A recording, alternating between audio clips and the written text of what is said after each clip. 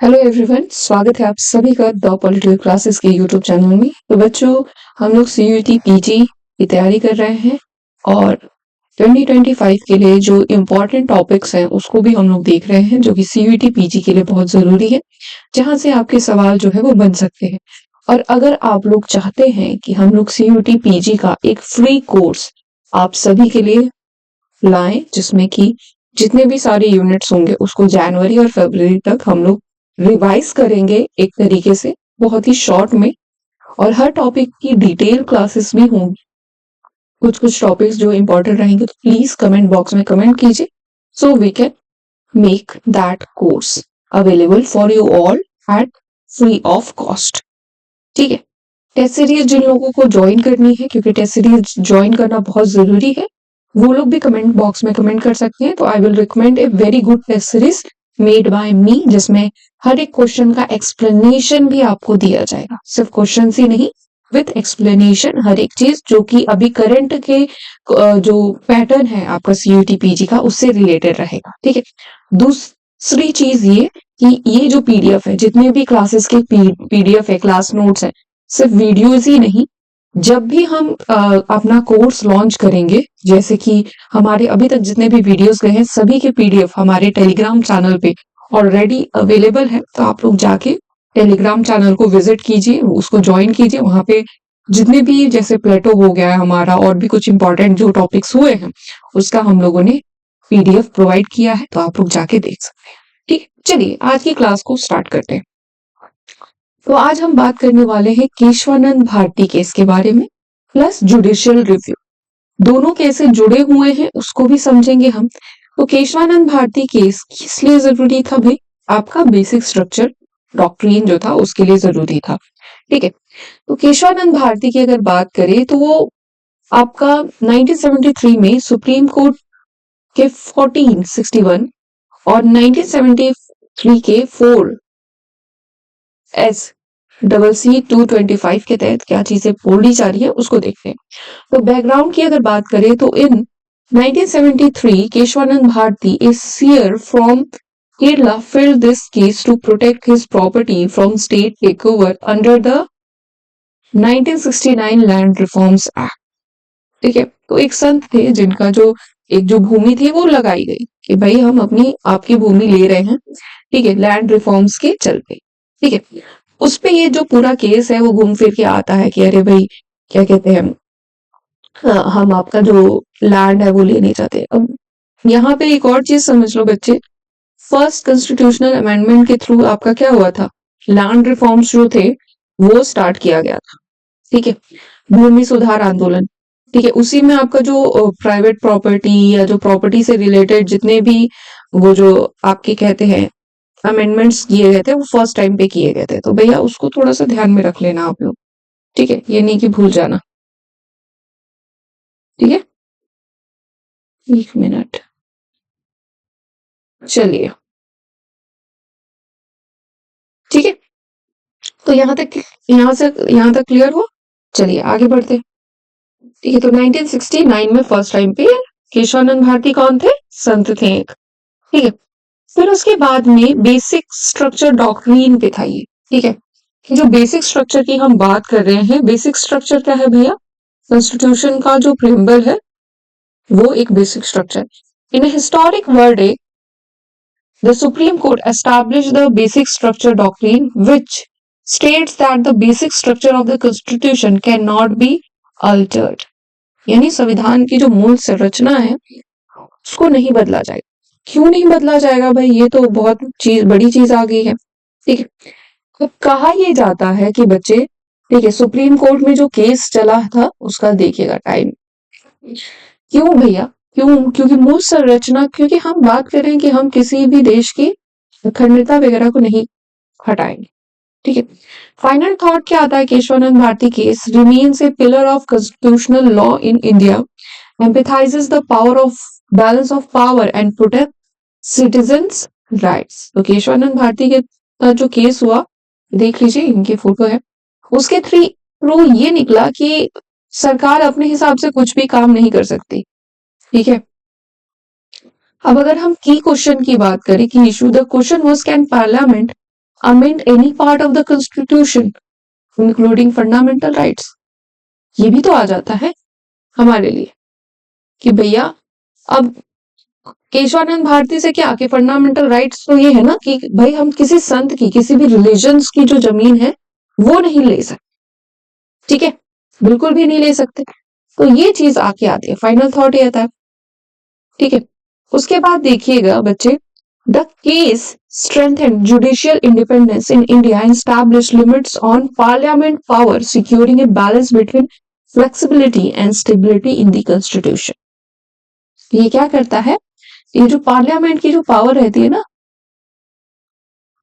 ये पार्लियामेंट ने ही दिया था ना कि हम लैंड रिफॉर्म्स करने जा रहे हैं, तो हम आपकी जमीन लेंगे, इनकी जमीन लेंगे, ठीक है, किस नाम पे, लैंड रिफॉर्म्स के नाम पे हमने ये बनाया, कॉन्स्टिट्यूशनल अमेंडमेंट किया और हम करेंगे। तो यहां से फिर फंडामेंटल राइट्स में तो दिया है ना राइट टू रिलीजन, क्या आपका ऑप्शन, तो भाई हम उसको तो नहीं हटा सकते। तो इस तरीके से जब ये केशवानंद भारती वाला केस हुआ तो इस वजह से हमें ये समझ में आया कि भैया हम किसी भी सिटीजन्स की जो पावर है, कोई भी चीज है, उसके साथ छेड़छाड़ नहीं कर सकते। चलिए ठीक है बच्चे, बस इतना ही है ये चीज। आगे देखते हैं जुडिशियल रिव्यू। जुडिशियल रिव्यू की अगर हम बात करें, व्हाट इज जुडिशियल रिव्यू, ठीक है, अगर हम जुडिशियल रिव्यू की बात करें तो न्यायिक समीक्षा की अवधारणा कहां से ली गई है बच्चे, अमेरिका से ली गई है। भारत में न्यायिक समीक्षा अदालतों को विधायी और कार्यकारी कार्यों की संवैधानिकता का आकलन करने की अनुमति। जुडिशियल रिव्यू यानी कोई जजमेंट जो है वो पास कर दिया गया है, ठीक है, वो पास हो चुका है, बट वो पास होने के बाद भाई उसमें बहुत सारी गड़बड़ आ रही है। जैसे मिड डे मील था, तो मिड डे मील कहा गया कि भाई मिड डे मील ऐसे चल रहा है ऐसे चल रहा है, बट भाई जब उसमें मिड डे मील में इतनी ज्यादा कमियां निकालने लगी तो फिर पिटीशन फाइल हुई कि भाई ये कैसा मिड डे मील चल रहा है, ठीक है।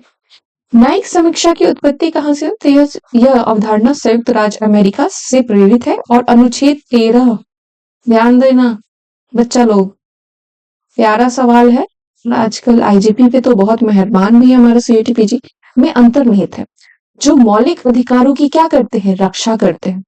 अगर बाई चांस, अगर जैसे अभी पीछे देखा ना आप लोगों ने, लैंड रिफॉर्म्स का कानून बनाया गया इन लोगों ने कि हम भूमि सुधार करेंगे, भूमि सुधार करने में उन्होंने संत जो धार्मिक जो एक है ये है धार्मिक जो लैंड है उसको भी वो लेने के पीछे पड़ गए, तो मौलिक अधिकार आया वहां पे, मौलिक अधिकार का हनन होने लगा, इसीलिए फिर से वो कोर्ट में गए, बोले कैसे कैसे ले लोगे आप, ठीक है।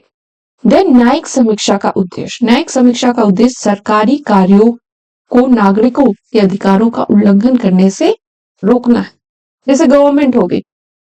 The aim of judicial review is to prevent government actions from infringing on citizens right, ठीक है, यानी कि गांव में अगर कोई व्यक्ति है उसके राइट्स को हम लोग इधर उधर कर रहे हैं गवर्नमेंट, तो वो जाके क्या कर सकता है, सुप्रीम कोर्ट में जाके दरवाजा अपना खटखटा सकता है कि गवर्नमेंट मेरे साथ ऐसे कर रही है।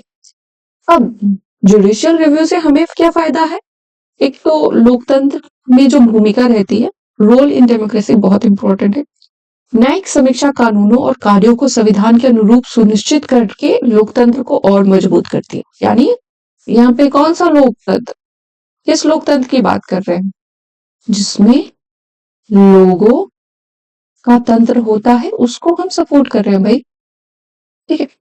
देन नेक्स्ट देखिए, नागरिकों के लिए सुरक्षा उपाय, सेफगार्ड्स फॉर, एक तो पहले इसका जुडिशियल रिव्यू का क्या बेनिफिट है, यह असंवैधानिक कानूनों को अमान्य करने नागरिक अधिकारों की रक्षा के लिए एक तंत्र प्रदान करता है भाई सिटीजन्स के लिए, सिटीजन्स पे। अब यहां से देखिए, यहां से एक चीज ध्यान दीजिए कि सरकार जो है, सरकार कोई भी कानून किसी पे भी थोप नहीं सकती, हमारे सिटीजन्स पे थोप नहीं सकती। सिटीजन्स के पास भी एक हक है आर्टिकल 13 के थ्रू कि कोई भी लॉ अगर आपको लग रहा है कि बकवास है भाई, गवर्नमेंट क्या कर रही है, तो आप कर सकते हैं। जैसे कि आधार, राइट टू प्राइवेसी, ठीक है, उन्होंने क्या कहा कि भाई आप उसमें वही चीजें ना चली, हमारे जो डीवाई चंद्रचूड़ सर जो थे, जो अभी प्रीवियसली हमारे जो चीफ जस्टिस ऑफ इंडिया रहे हैं, उन्होंने क्या कहा कि भाई राइट टू प्राइवेसी का आप हनन कर रहे हैं, आधार की हर एक जगह जरूरत कैसे पड़ रही है।